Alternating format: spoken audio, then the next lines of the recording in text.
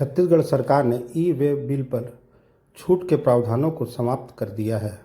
24 मई को अधिसूचना जारी करते हुए जहां छूट को समाप्त करने का निर्णय लिया गया है, साथ ही अब व्यापारियों को 50,000 से ऊपर के गुड्स परिवहन पर भी ई वे बिल जनरेट करना होगा।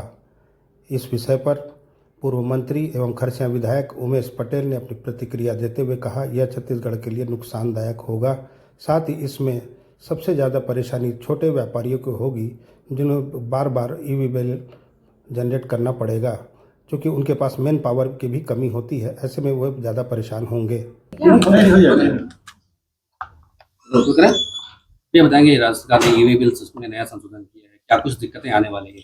हाँ, मुझे आज पता चला है 24 मई को नई सर्कुलर जारी हुई है, जिसमें जो ई वे बिल है उसको अनिवार्य कर दिया गया है। इससे मुझे दो समस्या मुझे जो समझ में आ रही है वो ये है कि एक तो इंस्पेक्टर राज इसमें चालू हो जाएगा, क्योंकि सर्कुलर में स्पष्ट है कि कंसाइनमेंट को जांच करने का अधिकार हो जाएगा।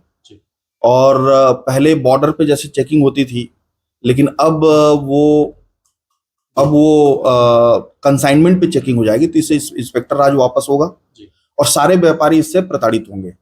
दूसरी चीज ये है कि जो खासकर छोटे व्यापारी हैं, गल्ला दुकान चलाने वाले, जो साड़ी का दुकान चलाते हैं, गांव में एक कोई जूते का दुकान चलाता है, कोई दवाई का दुकान चलाता है, उनके लिए बड़ी समस्या होगी, क्योंकि एक तो मैन पावर की उनके पास कमी होती है और ई वे बिल उनको हर बार जनरेट करने की अनिवार्यता है।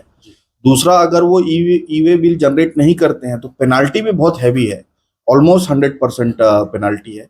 तो ये मुझे लगता है, ये जो सर्कुलर है ये लॉन्ग टर्म में छत्तीसगढ़ को बहुत नुकसान करेगा। और जिस तरह से लोगों का रेवेन्यू बढ़ रहा है, मैं तो यही चाहूँगा और सरकार से भी यही कहूँगा कि इस सर्कुलर को वो लोग वापस लें जल्द से जल्द, क्योंकि ये छत्तीसगढ़ के लिए बहुत नुकसानदायक है। क्या कारोबारियों को विश्वास में नहीं लिया गया? लागू करने के पहले चर्चा होनी थी साथ साथ। मुझे लगता है बिल्कुल इसमें अगर कोई भी व्यापारी जिससे अगर बात करो, आप सरकार अगर की होती, तो मुझे लगता है कि इसमें व्यापारियों से एक ही जवाब आया रहता कि ये बहुत नुकसानदायक है। और छत्तीसगढ़ की सरकार मेरे ख्याल से 2018 में इस सर्कुलर लाई थी कि जो कुछ सामान है, 15 सामान, उसको छोड़कर बाकी पे ई वे बिल की आवश्यकता नहीं है।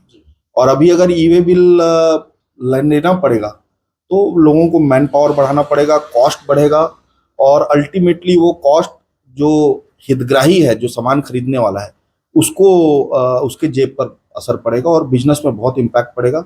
इकोनॉमी, छत्तीसगढ़ की इकोनॉमी भी इससे कहीं ना कहीं डाउन होगी। तो मैं फिर से यही कहूँगा सरकार को कि इस पे आप रिकंसिडर करें और व्यापारियों से बात करें, व्यापारियों की जो समस्या है उसको हल करें, उसके बाद शायद एक सार्थक चर्चा के बाद इसको जारी करें। धन्यवाद।